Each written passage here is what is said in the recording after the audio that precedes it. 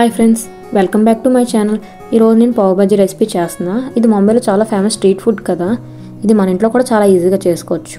First ఇక్కడ నేను ప్యాన్లో 1 టేబుల్ స్పూన్ ఘీ, 1 కప్ టమాటోస్ వేసుకొని కొంచెం కలుపుకున్నాను. ఆ తర్వాత 1/2 కప్ క్యాప్సికమ్, అది కూడా కొంచెం మిక్స్ చేసి 1 కప్ బాయిల్డ్ పొటాటోస్ వేసుకున్నా. అది కొంచెం కలుపుకున్న తర్వాత టేస్ట్కి సరిపోయినంత సాల్ట్ వేసుకొని బాగా మిక్స్ చేసుకోండి, మొత్తం పట్టినట్టు. మొత్తం మిక్స్ అయిపోయింది కదా.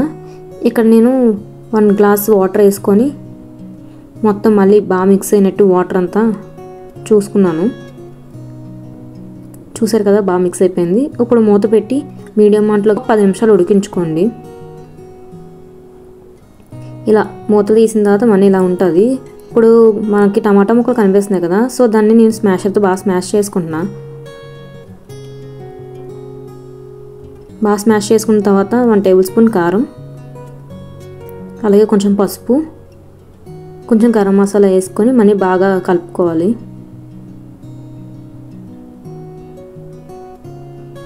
నేను డీటెయిల్స్ అన్నీ మీకు డిస్క్రిప్షన్లో ఇస్తాను, ఒకసారి చెక్ చేయండి. ఇప్పుడు కొత్తిమీర కూడా వేసుకోవాలి.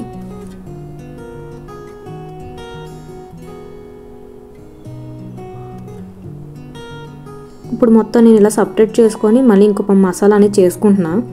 ఇప్పుడు మళ్ళీ 1 టేబుల్ స్పూన్ ఘీ వేసుకొని కొంచెం కారం, కొంచెం గరం మసాలా, కొంచెం అల్లం వెల్లుల్లి పేస్ట్ వేసుకోవాలి. అది బాగా మిక్స్ చేసుకున్న తర్వాత 1 కప్ చాప్డ్ ఆనియన్స్ వేసుకోవాలి. ఆనియన్స్ కూడా బాగా మిక్స్ చేసుకోండి. నేను స్టెప్ బై స్టెప్ అనేది డిస్క్రిప్షన్లో మీకు ఇస్తాను, డీటెయిల్స్ అంతా ఒకసారి చెక్ చేయండి మీకు ఎక్కడైనా డౌట్ ఉంటే. మళ్ళీ కొత్తిమీర వేసుకొని ఇప్పుడు మొత్తం మిక్స్ చేసుకోవాలి.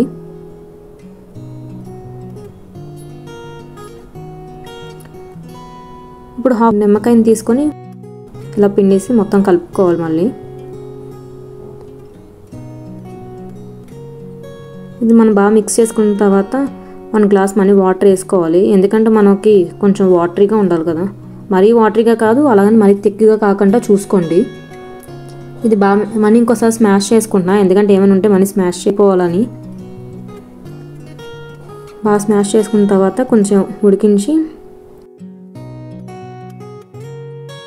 ఇంకా మన పావు బజ్జీ కర్రీ అనేది రెడీ అయిపోయింది. ఇంకా నెక్స్ట్ పావు. ఇప్పుడు పావు ఎలా చేసుకోవాలంటే నేను ఇక్కడ ప్యాన్లో ఘీ వేసుకొని కొంచెం కారం, కొంచెం గరం మసాలా లేదా పావు బజ్జీ మసాలా వేసుకోవాలి. కొంచెం కొత్తిమీర వేసుకొని కొంచెం ఫ్రై చేసుకున్న దాన్ని.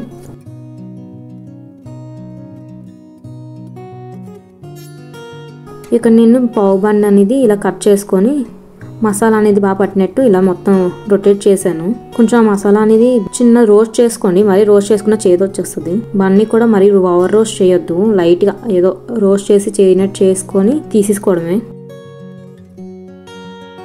చూసారు కదా, ఇక్కడ అయిపోయింది నాది. సో ఇంకంతే ఫ్రెండ్స్, ఇలా తీసుకొని మనం ప్లేట్లో వేడివేడిగా సర్వ్ చేసుకోవచ్చు.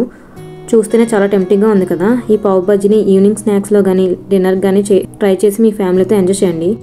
పావ్ బజ్జీ అంటే స్ట్రీట్ ఫుడ్లో ఒక స్టార్ డిష్ కదా, కానీ ఇంట్లో ఫ్రెష్గా చేసుకుని తింటే ఇంకేమి సూపర్గా ఉంటుంది కదా. సో ఫ్రెండ్స్, వీడియో నచ్చితే లైక్ చేయండి, షేర్ చేయండి, సబ్స్క్రైబ్ చేయండి. Thank you for watching.